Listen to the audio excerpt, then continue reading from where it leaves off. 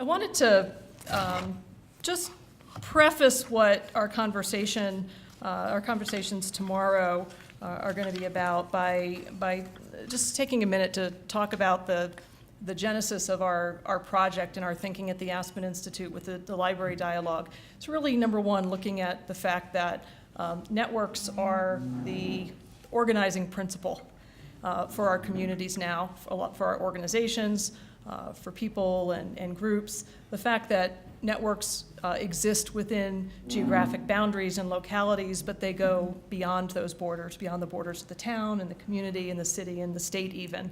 And so when we talk about the opportunities and the connections that libraries are making, we're really talking about the central role that libraries can play, and really most of the time do play in their communities as hubs on knowledge networks, on hubs of networks for learning, networks for civic engagement. And I think that the stories that we're going to hear are going to highlight the fact that libraries are really central to the networks that we have running, animating our communities and that we're building and using as engines for innovation and progress.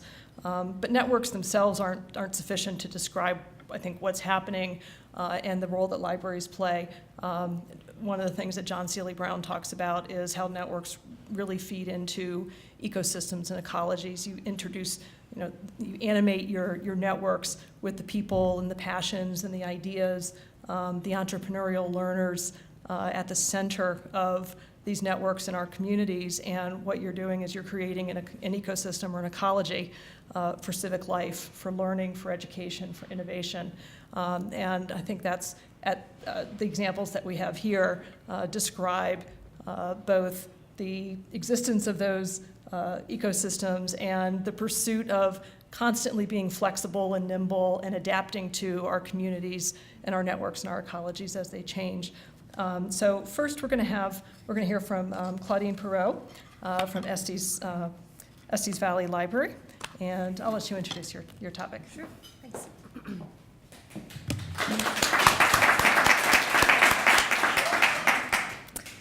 I was invited to speak about something almost everybody in this room has participated in, which is the 2013 flood. And I'd like to share just the Estes Park story. So when I said shared adversity, I was referring to that story. I've never experienced Estes Park more cordial, more productive, more loving than when we shared the aftermath of that flood. So here's the library's role in it, and you'll forgive me if I refer to my notes. Oh, and then I wanted to say, I'm going to give you a purely tactical overview of this, because there's magic about to come about what's happening in the present. Ours is really our resiliency and the resources the library provides for that resiliency. You all know about the flood. Don't need to review that. What I can say is the day afterwards, Estes Park was completely shut off, and that means our internet was down, our phone lines were down, our plumbing literally was turned inside out. There was no plumbing. There was some electricity, but miraculously, the public library's plumbing, electricity, and internet remained. So the very first day, the town of Estes Park called an emergency briefing, which about 20 people attended. Word spread, because there was no other way to share it than word of mouth, and the next day, almost 200 people showed up. So our room holds about 75. The library is adjoined to the town hall, and I asked the town administrator, if you'll give me 15 minutes, we will open up the library, which was, by the way, had the big orange mark on it that said, do not enter. I said, if you'll let us open that library, we can fit every person in there, and share the emergency briefings. So to his credit, the town administrator said yes, and for the next 10 days, the library looped every emergency briefing for all hours of operation. This may seem small, but it was mighty. We had our bathrooms open 24/7. We had a lot of humor in this experience where we had the no flush zones. So believe it or not, some of the thank you cards we received and donations were specifically because people were allowed to come in and flush a toilet. One of our more important tasks was absolute accuracy. Amy, I think you mentioned something about in this world of fake news, we held absolutely steadfast to we would only share the facts, and if we did not know, we would say so. And we held everyone accountable to that. And I think it was actually one of the most important aspects of being a public library. People believed what we had to say. I'd say the third most important thing that we offered immediately in the short term was, even though the building was closed, as soon as we opened up for the emergency briefings, people, of course, didn't ask and went straight to the computers. And we actually stayed open till almost midnight that first day so that everyone could communicate with their family and friends, because there was a great deal of fear and concern. It tapered off over time, and I do think that under duress, believe it or not, the sharing of DVDs and movies, story time, the school was closed, they had no plumbing, but parents had to go to work, those who could. So the school became a babysitting service. They were fabulous. They were just watching the kids, and so we redeployed our staff to go and participate in that important function. Midterm, so that's the short term, that's what we did immediately. Midterm, of course, the library, one of our best assets is our space. We canceled every program, every community meeting, and turned every square inch that we could that wasn't flood damaged, we too were damaged, over to FEMA and any other insurance groups so that they could begin immediately in the recovery effort. The library, Estes Park does not have a community center, so my philosophy remains, we are the center of community. We were quite literally, we are in the center of Estes Park, but we truly did become the hub. It was natural, it was efficient, we were connected to the town, people knew we had space to share, and so we did. I would like to say that what a public library can do under adverse conditions is, I think we're nimble in ways that our partner agencies are not able to be. The police has to police. The teachers had to watch the kids. The town had to work on emergency briefings. We could change our daily activities to support what was critical at that time. On a more heartfelt level, I'd say some of the training, after about 4 days, we realized what people really needed was to share their stories. And we spent a lot of time listening to people. One of the developments of that was we started working with mental health agencies of Larimer County. They came up and we prioritized our space so that they could have one-on-one counseling sessions. We even launched with one of our volunteers, who's a professional therapist, a grief recovery program, and that program was actually shared with Aurora Public Library after their tragedy. They had their own. Fort Collins, for example, after the fires, did it as well. Just wanted to share. Grief, maybe as an infrastructure value, is a real thing in a community. So those are some of the midterm items. Here are some long-term results. And I'm going to be really shameless about this. The public library in Estes Park had, as most public libraries do, a business librarian. Our business librarian was really a business resource librarian. Estes Park did not have an economic development corporation until just 2013. In fact, August of 2013. The reason it was launched was a group of concerned citizens said we need to get together and do this, but the research behind it was done by our business librarian. He was transitioning from our librarian to the executive director of the EDC. Why does this matter? Well, first of all, we like to take credit for everything the EDC does at Estes Park. But it is also true that that business librarian, from his experience at the public library and his work with the Economic Development Corporation, after the flood, Estes Park received, and somebody's going to help me on this, is it CDBDG? What was? CDBG-ER. Thank you. You're welcome. And tomorrow you'll learn about acronym police. Okay. Community Development Block Grant Disaster Relief. So it's the money that came out of the Sandy, from the federal government for Sandy and our things. Thank you. You might be aware that Estes Park, the first 2 years, received 44% of the available funds because the executive director, our former business librarian, was forwarding those grants, ensuring that those grants were successful. So that amounted to 60 businesses receiving $2.2 million. Now, why does that matter? I called John today to say, John, I'm going to take full credit for everything you've done since the flood. I'm going to this Aspen Institute Dialogue.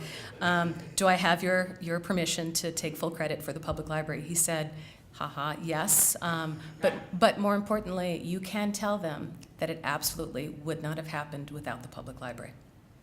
Okay. Second, the Community Foundation of Northern Colorado was looking for a way to be of value post-flood.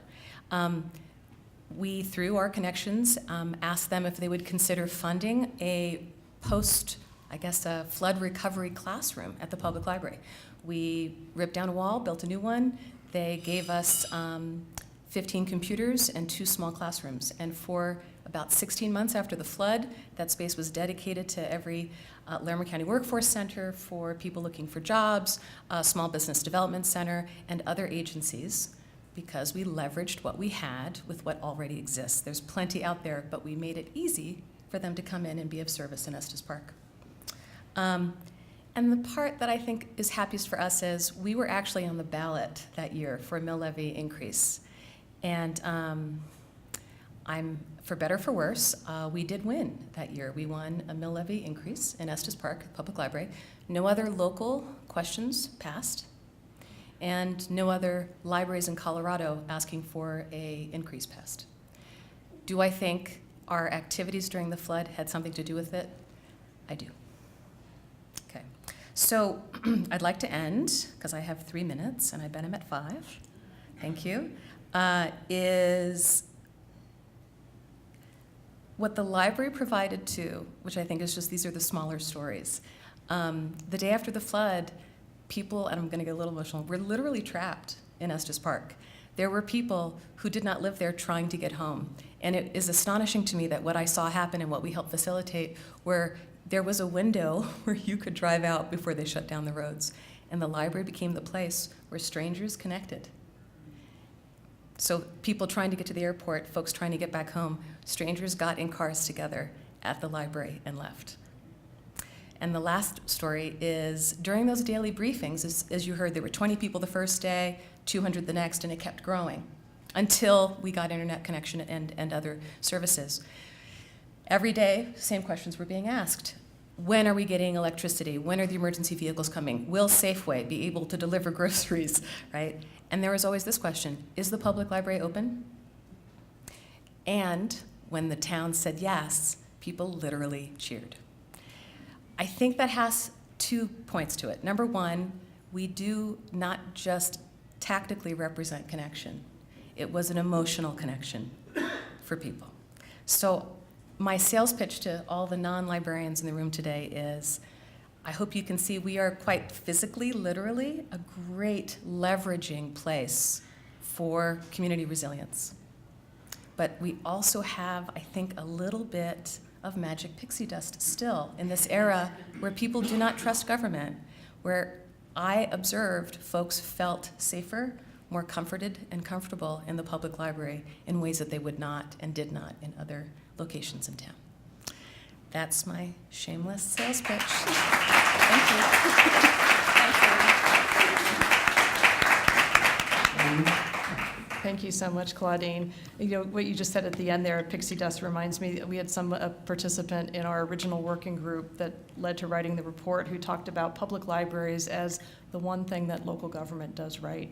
Now, I think that could be harsh on local government, but I think there's a lot of truth to that. Okay. Now we're going to hear from Joseph Sanchez from Mesa County Libraries out on the far western slope.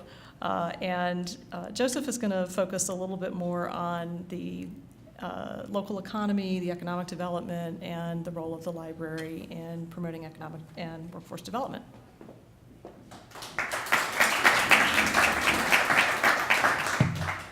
All right, if you read the homework from the State Demographer's Office, you'll notice that economic communities and rural resiliency in Colorado is very broad and diverse. And Grand Junction is one of those communities that has not participated in the recovery in Colorado because all our eggs are basically in one basket, energy and mineral extraction, and that hasn't been good for us because it's mainly types of extraction that are expensive. And so we're actually economically depressed. Our last 2 assessments, we've lost income. And then the other next biggest basket for all our eggs to be in is agriculture, which is also pretty volatile depending on weather. So when I took the job 4 years ago, economic development's always been something that I've been cynical about libraries, because libraries tend to have an indirect effect on economic development. It's not direct, it's difficult to measure, it's difficult to quantify. Can you really prove it? But I know that we have the capacity. We have a really, really thumping literacy center that helps citizens, helps do career online high school diplomas, thanks to Michelle, thank you very much. Citizenship, all kinds of different trainings.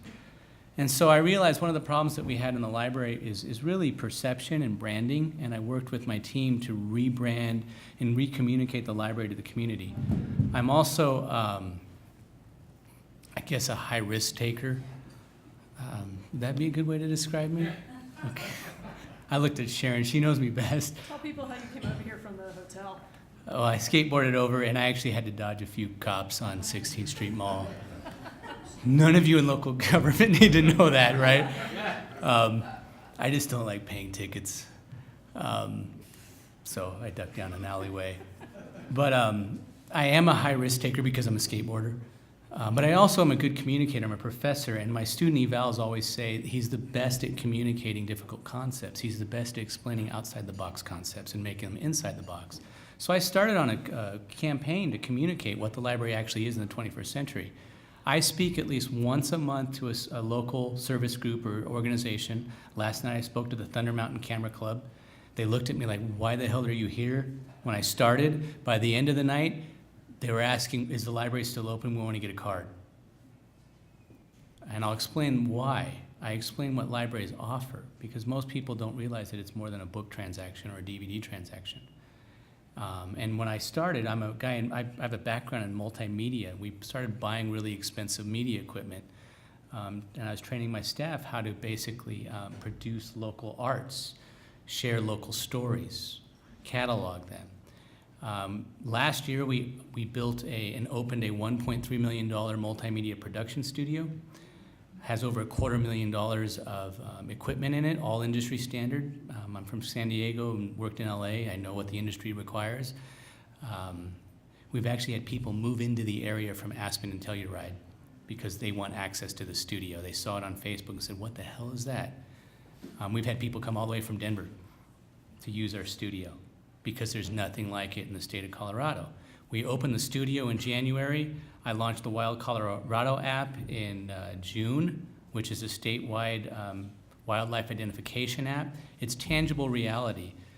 Because of the things that we've been doing and getting done, I was approached by the local board for the Colorado Advanced Manufacturing Alliance, which is a statewide entity with regional chapters, and the president and founders of Launch West Colorado, which is a Western Slope collaborative organization of tech entrepreneurs. Not the people you would typically associate with libraries, but people you typically associate with economic development, right? Manufacturers, technologists. What did they want?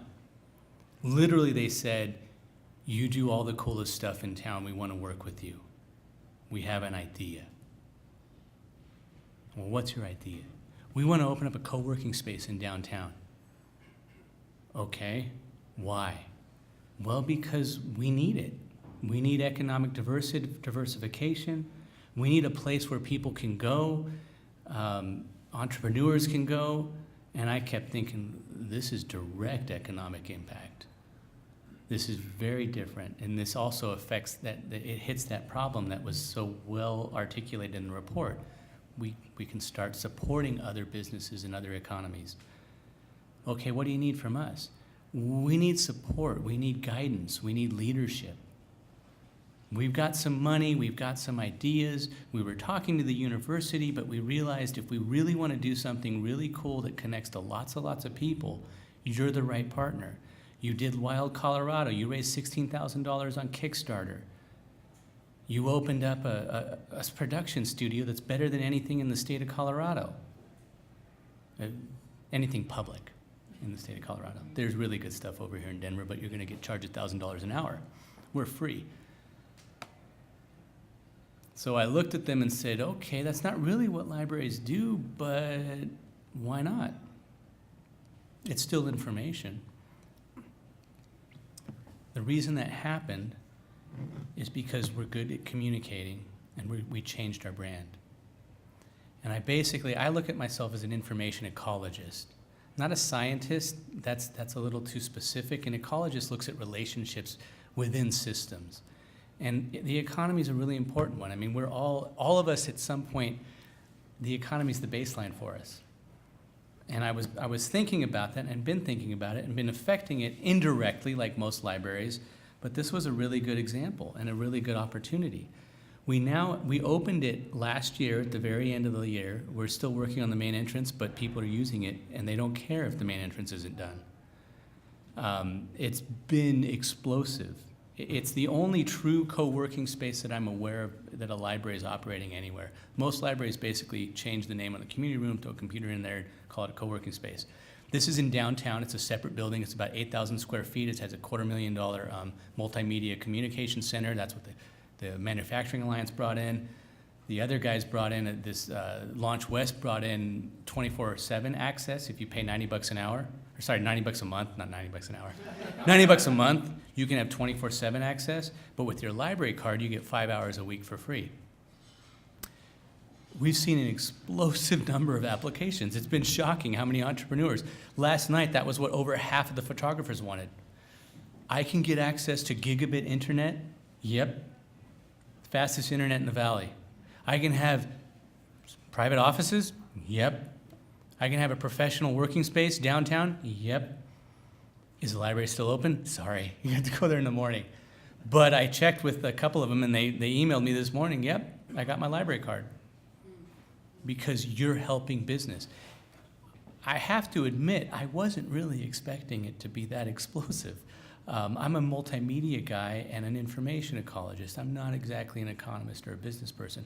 I did private business. I was a contractor in California for years, built homes and built a lot of luxury homes and things of that nature, so I understand it a little bit. I had no idea how impactful it would be. It's called The Factory. If you're ever in Grand Junction, come take a look at it downtown. We have had the best PR I can possibly imagine from it. And we're having a direct impact on the economic development of our region. Tech entrepreneurs are coming out of the woodwork to use this, and most of them are getting a library card. Very non-traditional demographic for libraries. I'm sitting here with a couple of manufacturers and a bunch of young technologists saying, we need you. You guys do all the coolest stuff in town. And we know that you will make it work. We know that you will make it viable. What else did they say? They said, we know that you'll make it accessible and that you'll make sure it stays sustainable.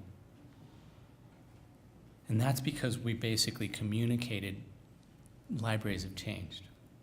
And we built a $1.3 million production studio and launched an app. You can download it right now. I've got stickers if you want one. And when people see the app, and the guy, one of the manufacturers, like, when he was talking to his partner in the tech world, he's like, well, why do we want to work at the library? And the guy shows him the app. Take a look at this. This came out of the library. And the guy said, what? A library built that? Yeah. And then he did a tour of the studio, and he was like, there's nothing like that anywhere. No. He goes, okay, we'll work with the library. So it's putting collateral on the table in terms of economic development, and I really am fascinated by the idea of having direct impact on the economy. We're seeing that. We're seeing people move into Mesa County because of the work that we're doing. They want access to the factory. They want access to the studio. It feels really good to see that. We're seeing small businesses get started in a library. We always know that's happening. I mean, I'm sure we see that all the time in our libraries. People come in, use free internet, use our space. The co-working space was just a natural iteration of that. And it's publicly supported. You get 5 hours for free, you start your business, it gets rolling, you pay $90 a month, then you get unlimited 24/7 access to it. And it's actually working. It's a public-private collaborative that's really been successful, more than I could have imagined. And that's all I wanted to say. Thank you.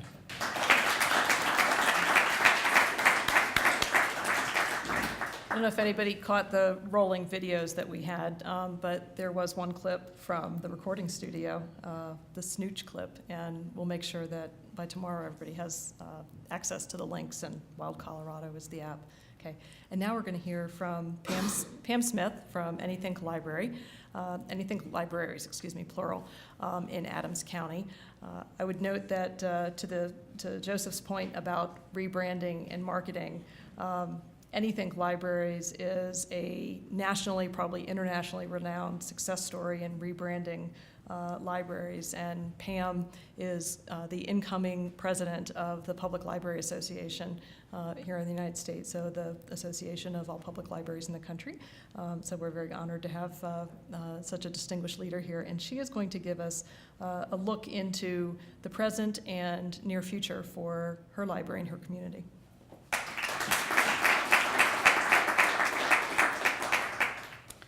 So I'm going to start with a couple of thank yous. One of them is John Seeley Brown is one of my heroes, and I was incredibly sad when I heard this morning that he wasn't going to be here.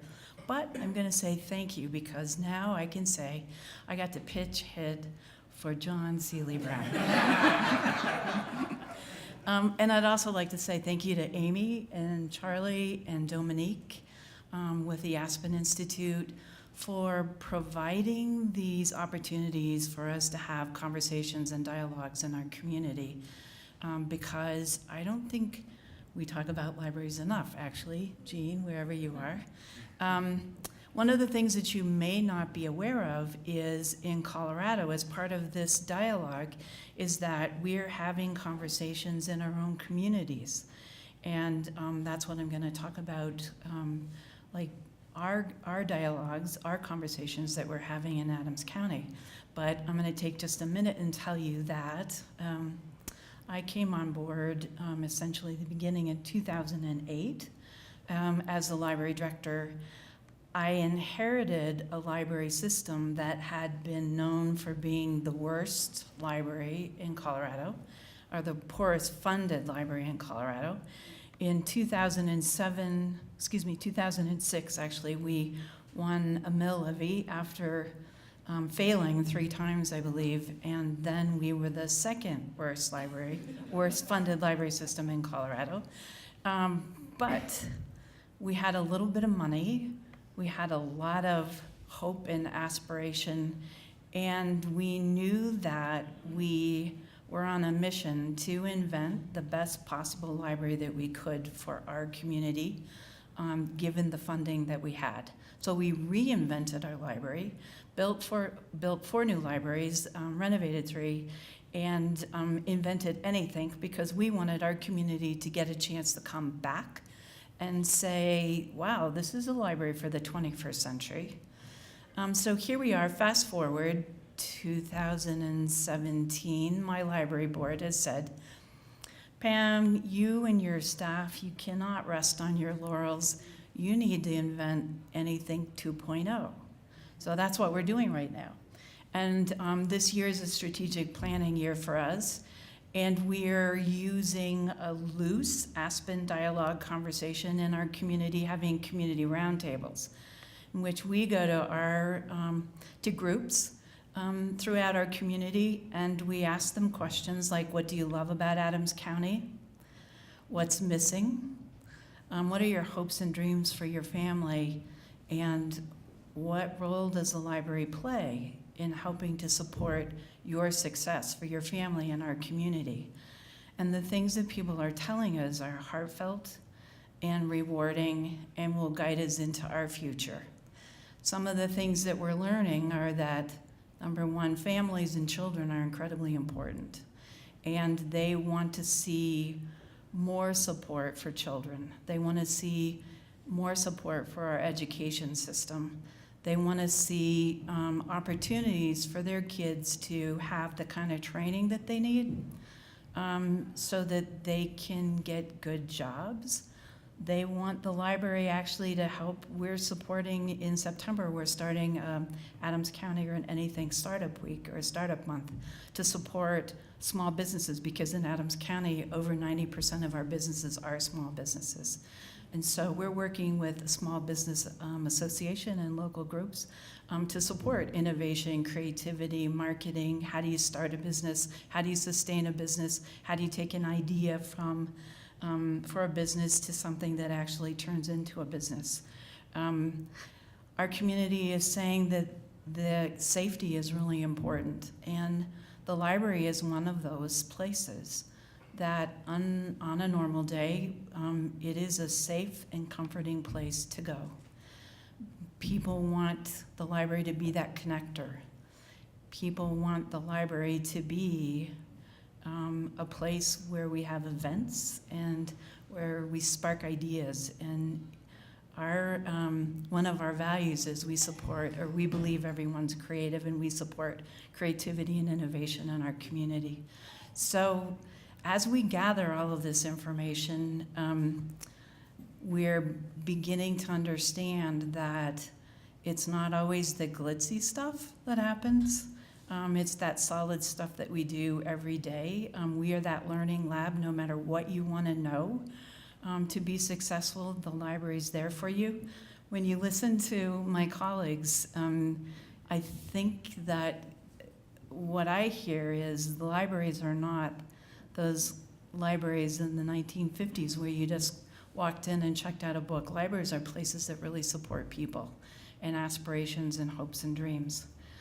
One of the hopes and dreams in Adams County, and one of the things our community is telling us, is they'd like to see a children's science center.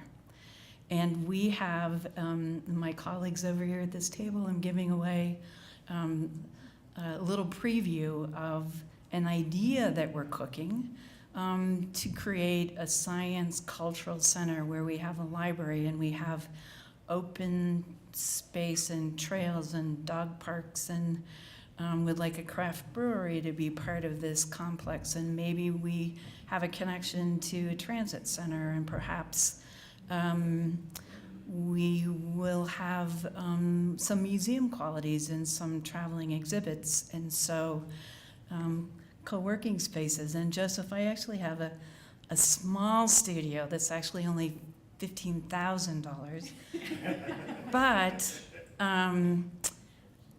just a year or two ago, a teen came in the library and said, "Did you know that your studio is famous?" And the manager said, "No."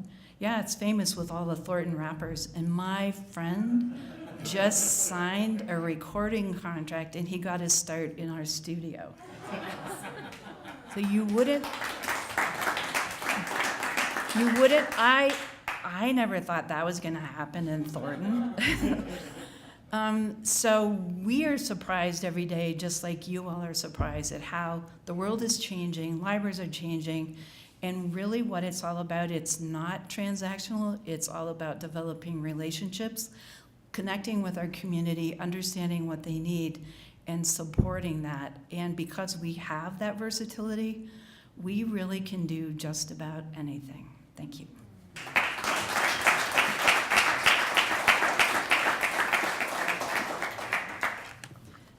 Thank you, Pam. So I wanted to ask the three of you one question, which comes up at many library conferences and conversations where there are library directors presenting about fabulous things that are happening in their libraries, and other library directors, usually from smaller, under-resourced places, say, well, they can do that because they're Anythink. They're Grand Junction, Mesa County. They have Claudine as a leader. So with the three stories, the examples of what you're doing, how replicable is this across the state of Colorado and other communities? Claudine, you're in the North Central. Joseph, you're on the Western slope. Pam, you're in growing Adams County, but just a little outside of Denver. Could this happen in Pueblo? Could it happen in Lamar? Could it happen in Cortez? I'll start. Is it okay to do it without the microphone? Yeah. Okay. Good. I love to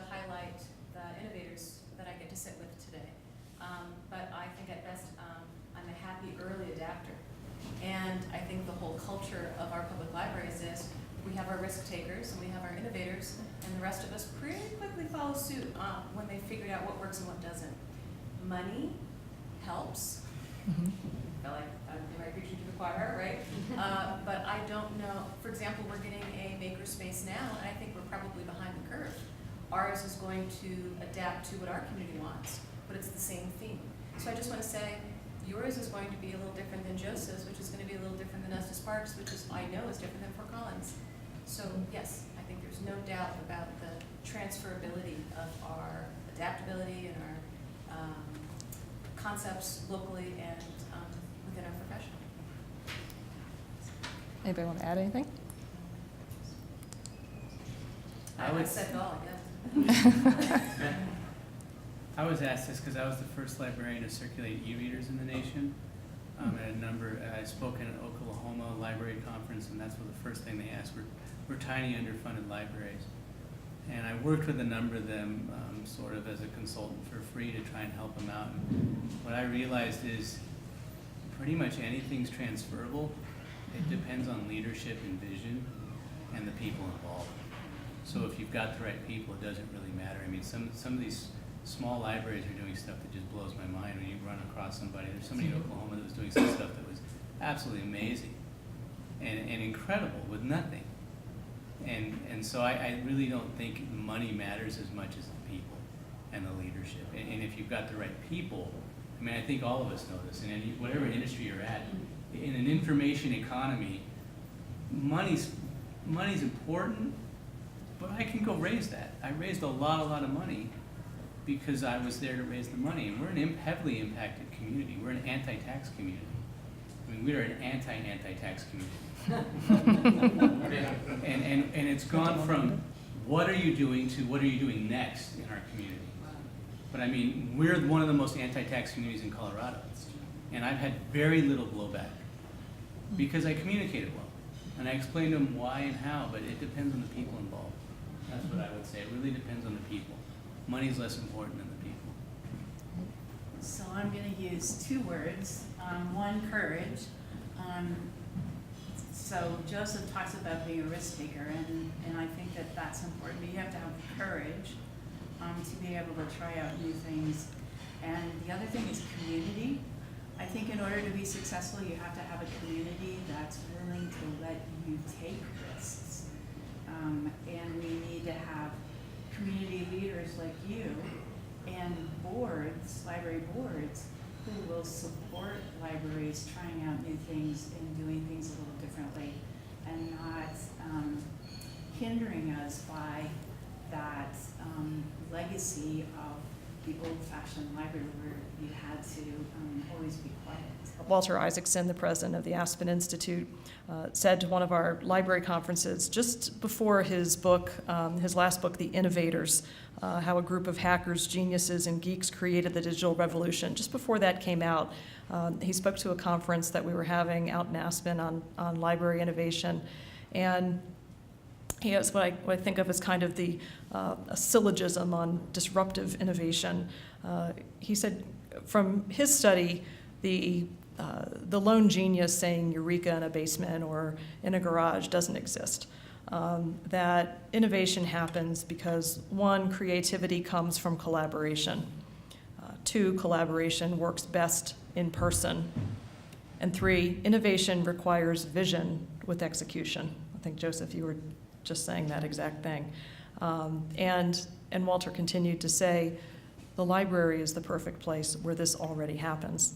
And so I look forward to exploring with everybody here the opportunities to look at libraries in our communities and the contributions they make to making Colorado communities across the nation stronger, and discussing ways that we can support them as platforms and places of innovation for Colorado.